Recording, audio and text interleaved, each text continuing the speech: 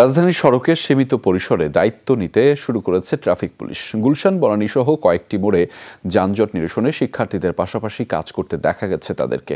প্রায় এক সপ্তাহ পর রাজপথে দেখা গেছে পুলিশ সদস্যদের। দু একদিনের মধ্যে পরিস্থিতি আরও উন্নত হবে বলে আশা গুলশান ট্রাফিক বিভাগের।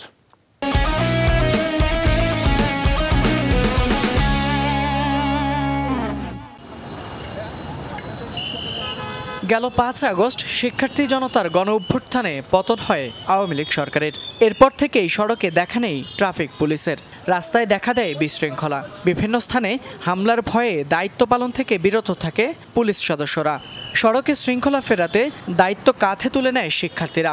নতুন সরকার দায়িত্ব নেয়ার পর ধীরে ধীরে কাজে যোগ দিতে শুরু করেন পুলিশ সদস্যরা। দুপুরে রাজধানীর সড়কে সীমিত পরিসরে দায়িত্ব নিতে শুরু করেন ট্রাফিক পুলিশ। গুলশান, বনানী সহ কয়েকটি মোড়ে যানজট নিরসনে কাজ করছেন তারা। প্রায় এক সপ্তাহ পর রাজপথে দেখা গেছে পুলিশ সদস্যদের। ট্রাফিকটা আসলে আমাদের খুবই ইম্পর্ট্যান্ট একটা পার্ট, ঠিক আছে?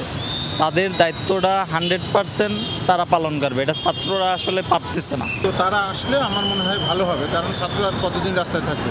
আজকের থেকে ইনশাল্লাহ যদি ট্রাফিক সার্জেন্ট প্রত্যেক মোড়ে মোড়ে দাঁড়ায়, আগের মতন এমন আমাদের কোনো আতঙ্ক থাকার কোনো আশঙ্কা নাই। ট্রাফিক ব্যবস্থা যাতে ফিরে আসে, আগামীকাল থেকে আমরা পুরো পোশাকে শুরু করবো আর কি ইনশাল্লাহ। পুলিশের লোকবল বাড়ানো হলে দু একদিনের মধ্যে পরিস্থিতির আরও উন্নতি হবে বলে জানান গুলশান ট্রাফিক বিভাগের ডিসি। যেহেতু ছাত্ররা আছে, আমরা ছাত্ররা পুলিশ মিলেমিশে একসাথে কাজ করতে থাকবো। আমরা কালকে থেকে এটা আমাদের ডেভেলপমেন্টটা আমরা আরও বাড়িয়ে দেবো এবং গ্র্যাজুয়ালি যাতে আগামী 2-3 দিনের মতোই পরিস্থিতিটা একটা স্বাভাবিক পর্যায়ে আছে, আমাদের ফুল ফেজে আমরা আমাদের সেই ডেভেলপমেন্টে যাব। তবে ট্রাফিক পুলিশের অনুপস্থিতিতে আজও রাজধানীর বেশিরভাগ স্থানেই শিক্ষার্থীদের দায়িত্ব পালন করতে দেখা গেছে। ফয়সাল মাহমুদ, যমুনা নিউজ, ঢাকা।